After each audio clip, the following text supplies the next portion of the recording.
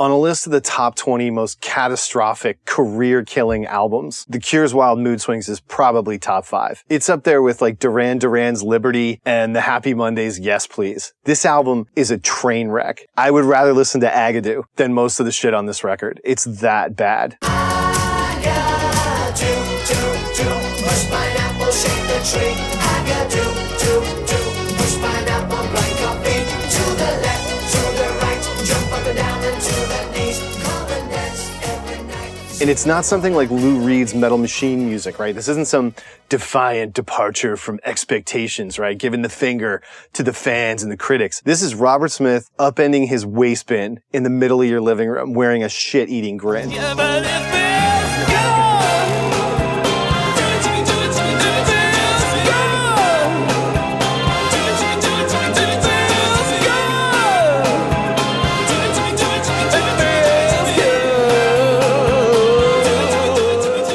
Over the years, Smith continues to defend this record, much as he defended The Top from its many detractors. I mean, his stance has softened somewhat, especially in recent interviews, right, surrounding this double album picture disc they've put out for Record Store Day, which is just unbelievable. They've had Miles Showell remaster this at Abbey Road before we get a remaster of Wish. In terms of like catalog mismanagement, that's stunning. But there's really no pretext or context by which Smith can be proud of Wild Mood Swings when you look at it. His lapses as a songwriter during this period are undeniable. With all the turmoil going on in the Cure's camp, he should not have been making an album at this time. He did it for the wrong reasons. And what's worse, up to this point, you've written one of the best Cure songs of all time, in End. It's called End. It's the last song on Wish. It's all about knocking the band on the head, knocking Robert Smith the persona on the head, rejecting celebrity, rejecting excess. And you go out and you tour this record, you play your biggest shows ever, you make a big tour film,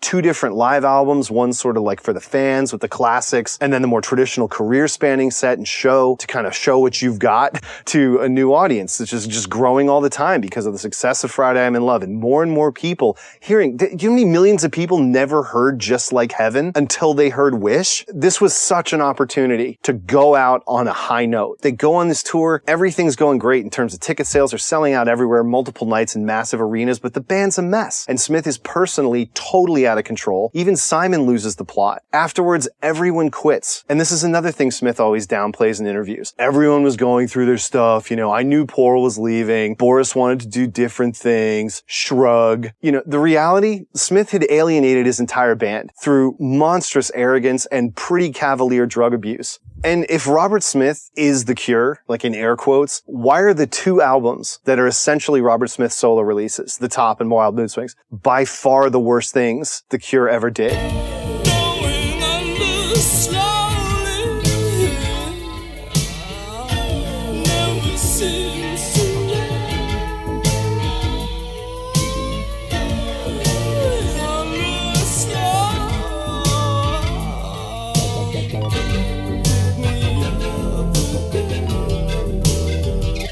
To me, The Top is defensible on 3 principal grounds. 1, Smith's only in his mid-20s, and when he writes it, he's just started to get his first sort of flush with fame, with the Dream singles, with Let's Go to Bed, The Walk, and The Love Cats. But Smith comes away from the success of the Dream singles and Top of the Pops with a crisis of authenticity, of sort of identity, right, as a pop star. And so he hides out in Susie and the Banshees, and then he starts plotting a serious record, a return to form for The Cure, the band that made Pornography. And even though The Top is ethnocentric and sort of tawdry and shallow with the Middle Eastern flourishes and melodies it co-opts, I don't indict Smith for playing around with this stuff at 24, 25 years old. This is like little kid daydream stuff. He's fantasizing. He's creating all these, vistas, imaginary places in his head. And there's a naivete there that I'm completely at home with. But 10 years later, Smith's 35, 36 years old, one of the biggest rock stars ever in the world. And this kind of like unserious self-indulgence is totally inexcusable at this point.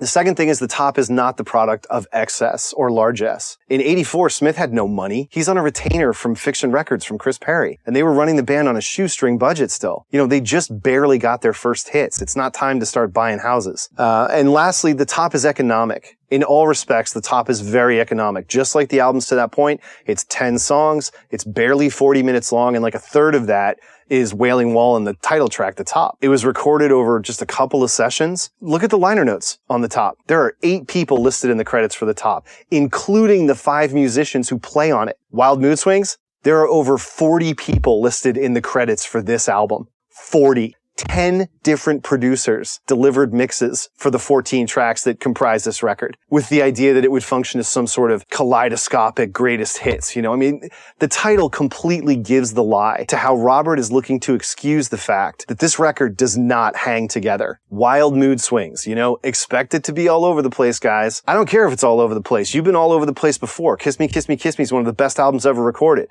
And this is dog shit.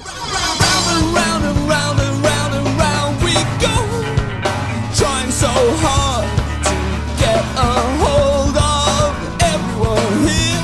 We've got to show how much we love them all. Wild Mood Swings was recorded throughout 1995. Started at Hairmere, then they went to St. Catherine's Court. Jane Seymour's mansion. This is where the Cure lived for about 5 years. And it turned into this big playground where Smith could indulge his every whim. And it's not just Wild Mood Swings. I mean, if you want to understand how big a disaster this record was, the #1 referendum on a band of this status fucking it up is releasing a greatest hits record. And that's exactly what they did after Wild Mood Swings. I mean, he spent a year going from party to party, throwing together stand-up recording sessions, you know, in this huge manse. You have free reign, different players, day to day, week to week, different producers. Steve Lyons is kind of like the ringmaster of this, but you've got mixers coming in from all over the place. Adrian Sherwood did a mix for this, and barely anything is written. There are maybe 5 songs that were complete going into the process of starting Wild Mood Swings as an album. This is the musical equivalent of Paddy's Wigwam. Nothing much to think, nothing much to say.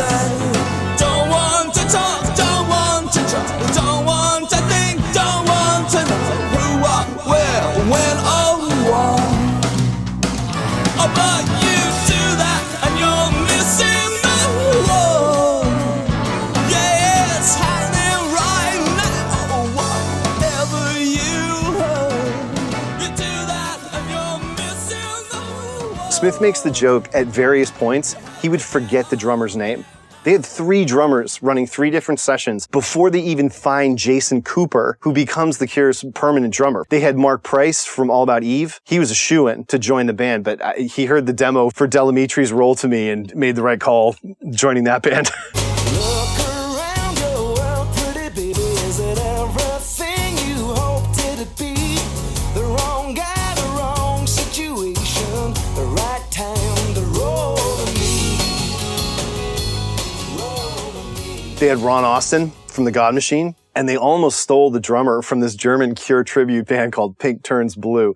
I'm kind of kidding. Their first record, If Two Worlds Kiss, is okay. By the time the Cure puts this famous ad in Melody Maker, which reads, in total, famous band, needs drummer, no metalheads. They'd already recorded 5 or 6 songs. They'd been fully tracked with Mark Price and these 2 other guys. Before dealing with the songs themselves, the most important lesson anyone could learn from the Cure's Wild Mood Swings is that you cannot have different drummers on an album. If you don't have that seat filled, don't go into the studio. Use a drum machine until you get that nailed down. The real thing that no one talks about and that isn't understood well enough is how badly going from different drummers destroys the flow of this record. Look at the transition from Mint Car into Jupiter Crash.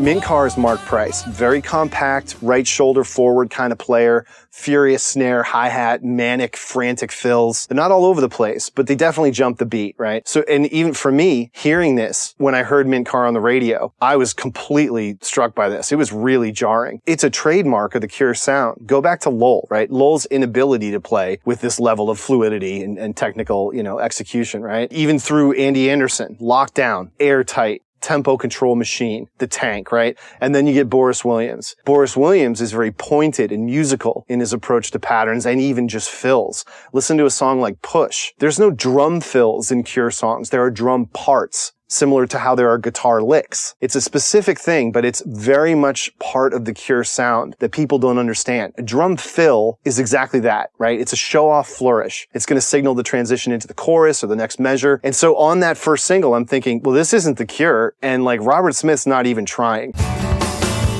Never guessed it got this good.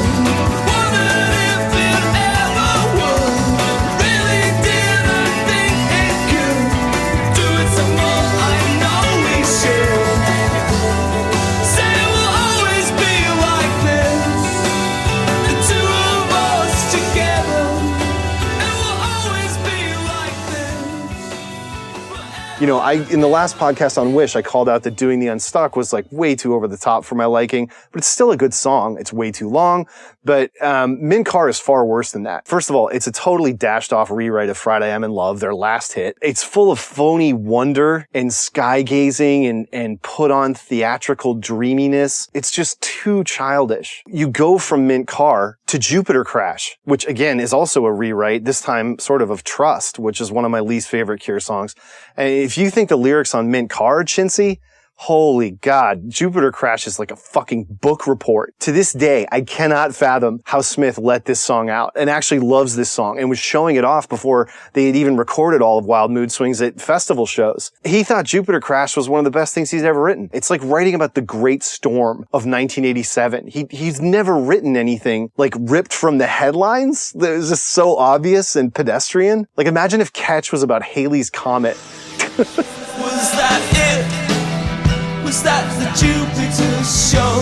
It kinda wasn't quite what I'd hoped for, you know.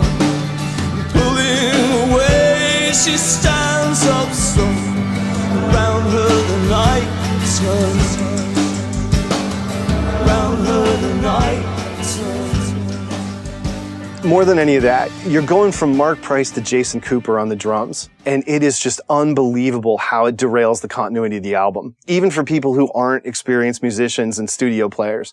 Jason comes from like a kind of swing, back on the beat style. He floats a lot. He likes to come in and out and hit on the beat, and it gives it a lot of dynamics. And that's great. That can work wonderfully. It worked really well on much of Bloodflowers. But here, it sounds like a different band. It sounds so brutally lethargic in contrast to Mint Car. That transition is another fundamental problem throughout the record. And this is one that Smith is completely open about. The sequencing on this album is appallingly bad. Wild Mood Swings is more or less built out of 3 different batches of songs with 3 completely different intentions. When Smith first starts getting things together after the Wish tour, right? 93, 94, he only has a handful of ideas. He goes into the studio with Boris Williams for the last time, and they work up Burn. And the sister song, which is Want, also dates clearly from this window. Jupiter Crash and Mint Car were finished, and then Smith wrote Numb, which was this really bizarre, pretty juvenile response to Kurt Cobain's suicide. Like, I guess one rock star to another, there's some empathy there. But like Smith had never even met this guy. They had nothing in common. You know, no offense, but he was never the global cultural touchstone that Kurt Cobain was. The lyrics to Numb read like a 12-year-old kid's poetry. It's honestly shocking to think that Numb is coming from the author of some of the most like spectral, haunting wordplay in the history of pop music. This guy wrote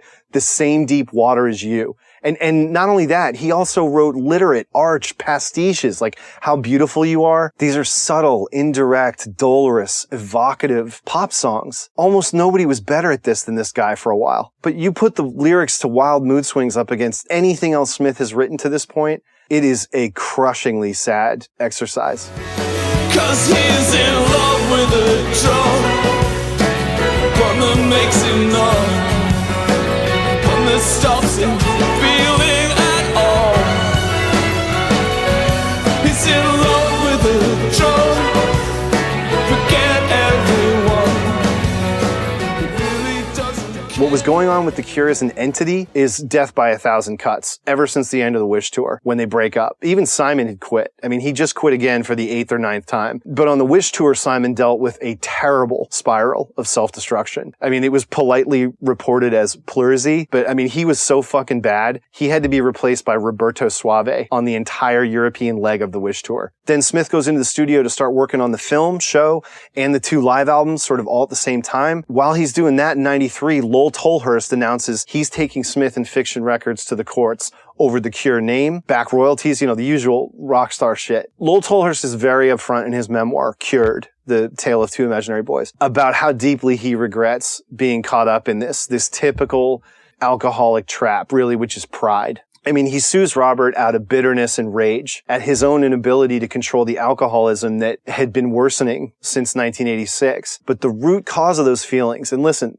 Lowell should have addressed this. I'm not making an excuse. He shouldn't have watered everything over with booze. But what happened in 1986 is that everyone in the Cure was compelled to sign a contract stating that they weren't a member of the Cure, they were an employee of Smith Music Limited. And that is something a lot of people, even diehard fans, don't know. Robert Smith took the throne in 1986. He subordinated everyone that was ever in the Cure. From that moment on, it ate away at Lowell. In addition to all his own personal failings and insecurities, he did the deal. The reality behind that is there's a ruthless careerism to Robert Smith. He's got this clownish, vague persona, lies in interviews, is so silly. It's kind of smoke and mirrors. You don't get to be this kind of famous unless in some way you're comfortable with using people or comfortably disposing of people who've served their present purpose, right? That don't fit with the thing you want to become or pretend to be. I talked about this in the first one of these I did, which is a technical disaster. My apologies. The podcast about Three Imaginary Boys and Smith feeling uncomfortable with how well Michael Dempsey knew him and how well Michael Dempsey could see that what Robert Smith wanted to do next with 17 Seconds had some pretension to it. It's a truism. Fame of this magnitude, it's a sort of Damocles scenario. Smith has never shied from reminding his bandmates at various times where the power truly lies in this band. Chris Perry was reaching out to Lowell throughout this entire process, pleading with him, don't do this. You can still stop this. Don't go to law. But Lowell couldn't see it, and it cost Lowell Tolhurst £1 million. The UK courts garnished royalties that he was getting already at whatever rate he signed in 86 for over a decade to recoup £1 million. Right after Lowell files this suit, before it actually gets into the courts, Smith goes ahead with one of the strangest concerts the Cure ever performed. Finsbury Park, 1993. The Cure appear as a 4-piece. Robert, Perry, Simon, and Boris. This is Boris Williams' last concert with The Cure. And they open the show with Shiver and Shake. They rarely played this after the Kiss Me tour, and it was clearly 2 fingers right up to Lowell.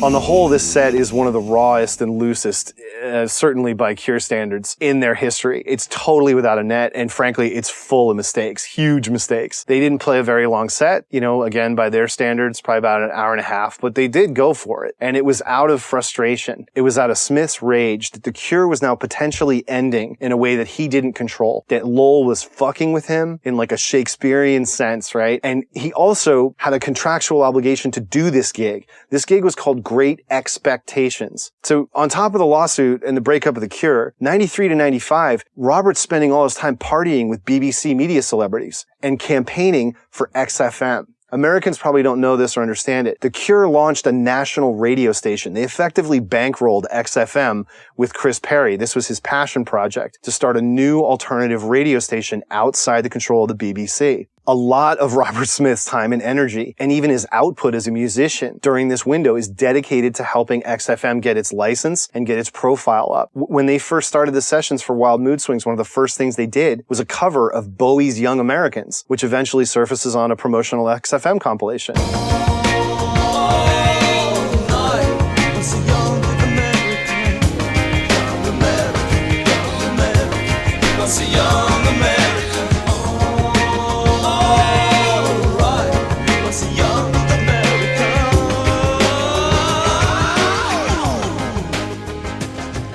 That revealed a lot about Robert Smith's headspace for many of the songs on this album. All that go mad, up-tempo stuff, this is pure Bowie, because this is the figure Robert Smith is looking to figure out, how can I do what he did? How can I retain my relevance here in the mid-1990s? It's a downtime, you know? We just did the album, we just did the biggest tour we've ever done, so let's just quickly get a couple of things out here to keep the attention up. Smith goes off and he does kind of like a drum machine, basically a bedroom loop song of Jimi Hendrix's Purple Haze for a tribute album to Jimi Hendrix called Stone Free. This is like April, May of 1993. What he's doing here is trying to repeat the success of Close to Me, the Close to Me remix. But I actually love this. I think there's nothing to it. It's a silly song. It's just a verse, chorus, verse thing. It never really goes anywhere. There's an edit of it that's like 5.5 minutes long, which is absolutely absurd. Like, this is a pure 3.5 minute ditty. It doesn't have any chart potential. It's just a curio.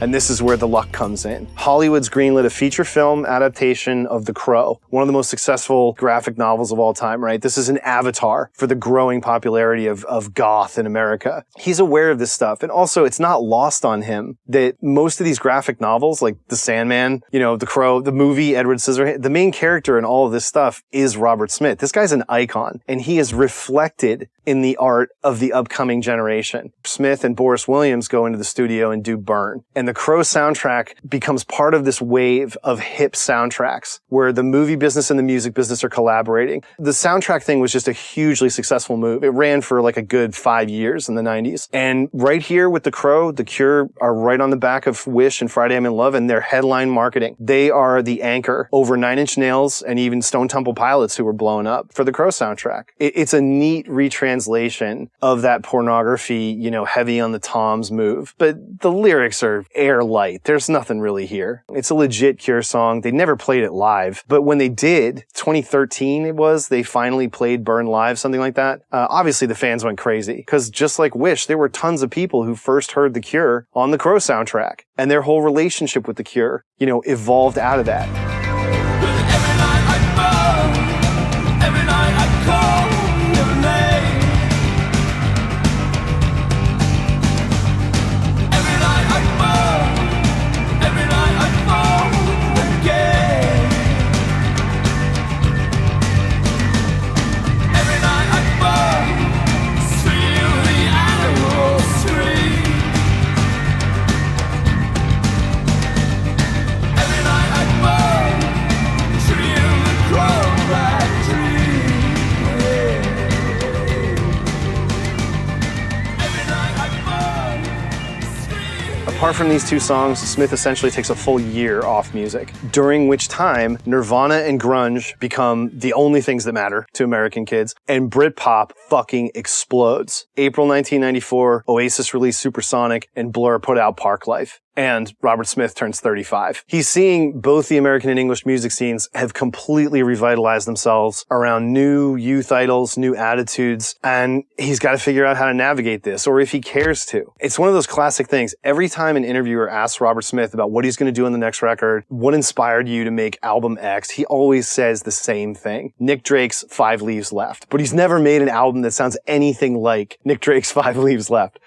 During the run-up to Wild Mood Swings, though, he almost makes that record because of the success of The Cure's MTV Unplugged and other artists' success with the format. This is something Perry Beaumont is really interested in. He thinks it's time to go in that direction heavy. So similar to the first batch of songs Smith is sketching, which he tapped into a little bit with Boris, those sort of call back to Wish and the classic Cure sound. There's also this other clutch of acoustic string-enhanced pieces, right? Trying to capitalize on this acoustic trend. The first glimpse of this on the album is This Is a Lie, which Robert says is predominantly inspired by work he was doing with Perry Beaumont. I don't know if he's trying to throw him under the bus on that, because this is a fucking Renaissance fair maypole dancing joke. Why each of us must choose, I've never understood. One special friend, one true love. Why each of us must lose everyone else in the world.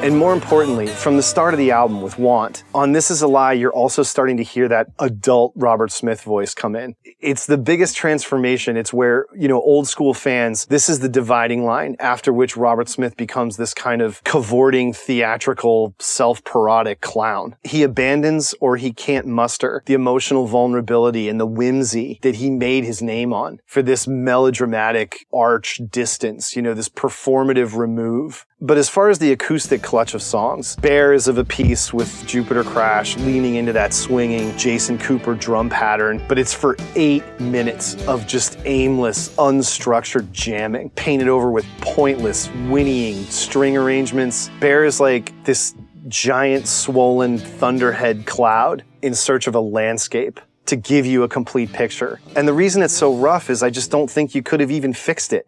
I don't care if you cut it in half. There's no there. Unlike what's really the tragedy of the Commons on this album, Treasure. In a different arrangement, without the totally incongruous, insistent strings, and just the horrible mix, throwing in these completely over-accented room sounds, Treasure could have been a timeless Cure classic. It's got a beautiful collapse into this chorus drone. It's one of the best songs on the record, bar the production.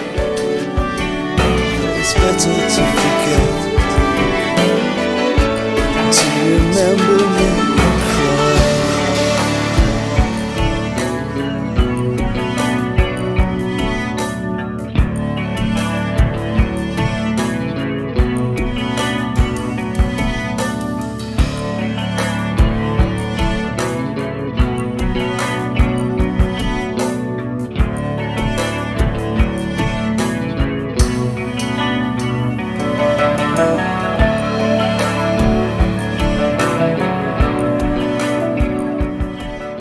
The majority of the album is Smith's go mad pop star phase.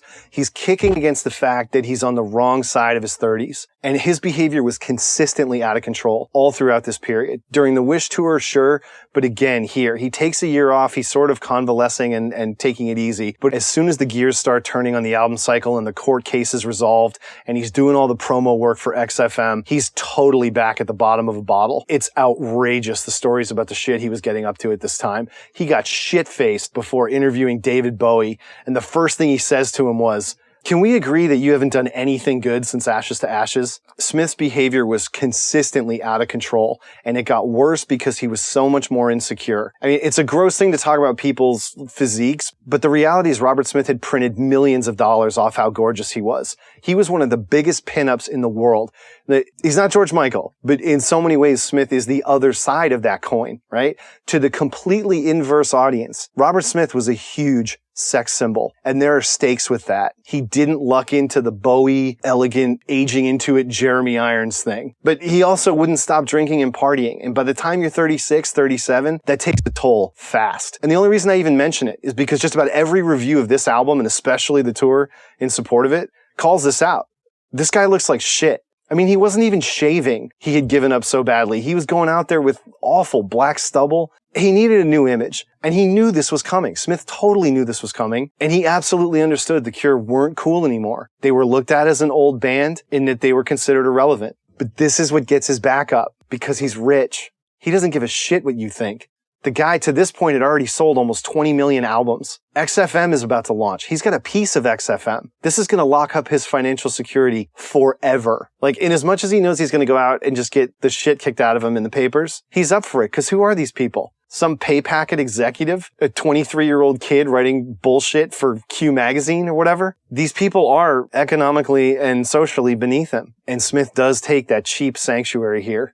On Wish, he'd already started to do this. Robert Smith had already started singing about the stresses and strain of being rich and famous, but we accepted it because the Cure had gone from a relatively underground alternative status. They were certainly the top of that heap from maybe even 1986, but they weren't frontline daytime MTV famous until Wish. And so there's a transition there. There is a marked change in the scope, the scale and the reception and celebration of what The Cure and Smith do. And so fans allowed for him to kind of complain about this with Wish, about the band getting too big, about I don't want to become U2. It was part of the narrative. But by Wild Mood Swings, Smith is too old to be occupying this role. He's old enough to know if you don't want to be a pop star anymore, stop being one. I mean, as I said before, I think he was old enough to know he'd written the perfect ending to this band in End. He should have spent the rest of the 90s just marveling at how he'd managed to call his own shot in such a monumental manner. That would be an incomparable arc if he just binned it after End. I honestly think it's a lasting tragedy that he couldn't see the long tail value of that idea of disappearing, resting on, well-earned laurels and becoming a more distant, mysterious, regal figure, right? Because then he can reemerge without any expectation or judgment later on. If The Cure had stayed gone after Wish, and then they came back with Bloodflowers and didn't try to do the album art themselves on fucking Microsoft Paint, Bloodflowers could have been a monumentally successful record. But they were clawing their way back on that record from the mortifaction of this piece of shit. You just can't make art about how hard it is to be famous and how phony and empty celebrity culture is. It's the most tone-deaf, repellent thing any musician can do. You open the record with Want, which is just a pale restatement of Open thematically and then Burn musically. Then you follow it up with Club America. People complain about the salsa shit and the rumba, the 13th, and Gone. They're both awful, right? Because it's a 36-year-old guy trying to conjure up the sort of sexy, insouciant swagger he had, when he was 26. Club America is the worst song The Cure have ever recorded. It's just a rote run through baggy bullshit with this deadpan Bowie baritone over it. It's so cheap. It's such a cheap, shallow shot at fame in air quotes, like as if he's handled that more admirably than anyone else. And like as bad as Club America is, it's neck and neck with Strange Attraction. Strange Attraction is a fucking Phil Collins song, straight up. The year grew old incessantly. She wrote to me, she started smoking poetry. I laughed in recognition of the favorite phrase. She pulled me in, I answered her. A Christmas card in sepia, arranging when I'm where and how the two of us should meet. It is the most middle-of-the-road, AOR, cornball, major label, fucking meaningless slog of jaunty, big chorus bullshit. Smith had to build everything back up from zero, yet he was in a position where anything he did to start The Cure back up was going to turn into a 120-date world tour, interviews with every magazine on the planet. This album could not support the level of attention he knew The Cure were going to get and that they'd earned. There was nobody there, or maybe he wasn't listening to anybody who might have said, you don't have it. Steve Lyon, he was basically managing everything for this whole shit show. He should have told him right to his face, start over. Because this album's a bunch of fucking demos with no commercial appeal at all. It's a demo any record label would have rejected outright, and it destroyed The Cure. The American leg of the Wild Mood Swings tour is a peerless catastrophe. This band sold out 35,000-seat arenas multiple nights in a row on the Wish tour. On the Wild Mood Swings tour, multiple dates were canceled for lack of interest, canceled due to poor ticket sales. They were playing 18,000-seat arenas, 4,000 people show up. Half empty, over and over again, the whole tour. It was such a rude awakening. There's so many uncharacteristic things that happen on this tour. Fans have relayed to each other over the years. There's a show where Robert punches Simon. There's a show he walks off stage during an encore. He just doesn't give a fuck at all.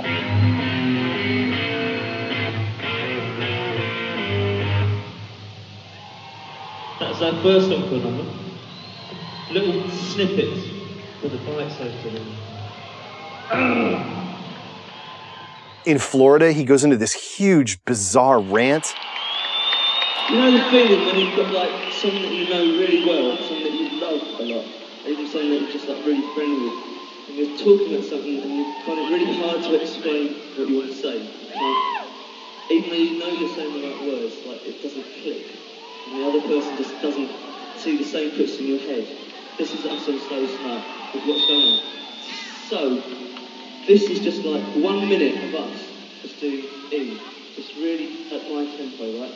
You know, and some of this is, like I said, Smith knew this band could not carry a concert tour. It's a new band. They're not battle tested. And worse, the songs are all threadbare. There's nothing holding these songs together. They're not polished. They were all cobbled together in the studio. And Jason Cooper was not ready to play stadiums at fucking all. Cooper's in the worst position of like any drummer I can imagine. Whatever your feelings on him, he's a kid compared to the rest of the band. He's learning on like a broken roller coaster that's totally out of control. I have a lot of sympathy for him, but I have none for Smith and how he allowed all these factors to just totally rubbish the Cure's reputation. On the Substack entry for this podcast, I'm going to link an article. It's like the quickest way to understand how awkward and embarrassing everything around Wild Mood Swings was. In June 1996, Barbara Ellen, she's a storied English writer, journalist, she filed one of the most infamous car crash features in the history of music journalism in Vox. She was so anxious about this interview that she got drunk and she went after Robert Smith, said he was a control freak, a manipulator. At one point, Simon's like, what are you even talking about? Like, you're just making shit. What are you doing? She's calling him a coward. At one point, she goes after his marriage and says the new album is misogynistic. I mean, maybe on that score, she has a point, right? I mean, a sizable percentage of Smith's songwriting, a lot of it deals with the notions of infidelity, temptation, and lust. And Ellen was definitely not wrong that there's way too much Bacchanalia, way too many songs about Bacchanalia on Wild Mood Swings. The only other song, along with Treasure, that I really have any time for on this record is Smith's least favorite song, Return. Because for me, it's the only place where the Bacchanalia and the excess is paired with a believable vocal performance from Robert Smith.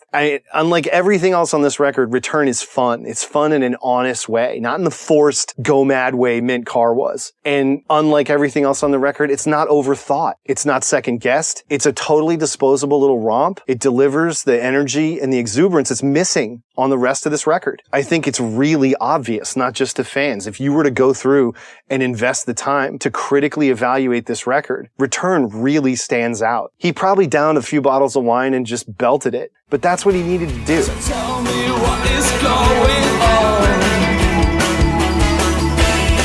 I was sure that I'd already gone. But all you say is we're all spinning. It's really not just me. But that doesn't seem to help me figure out how I can be a prisoner in peace.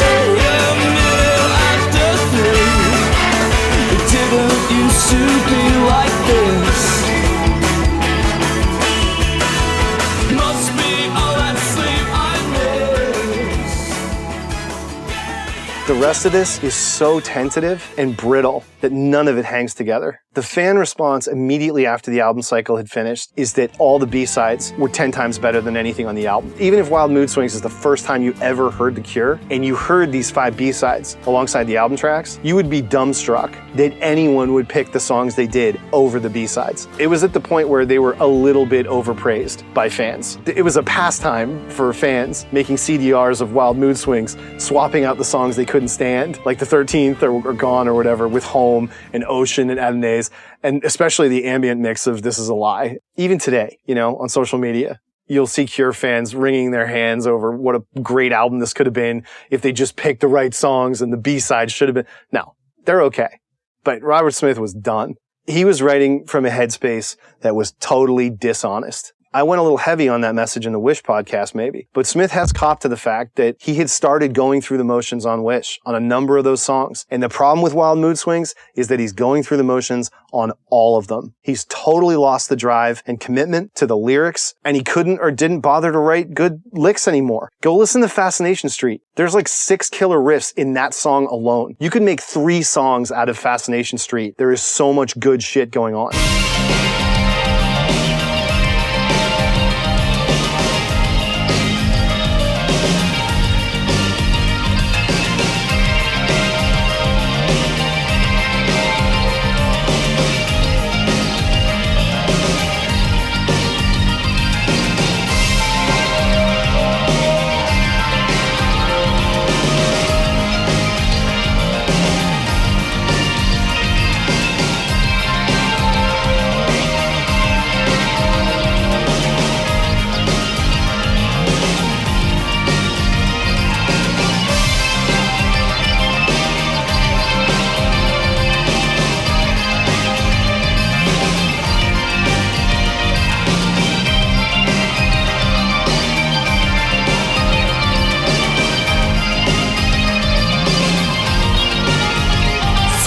By the time you get to Wild Mood Swings, the first song, Want, it's 2 fucking notes for 5 minutes.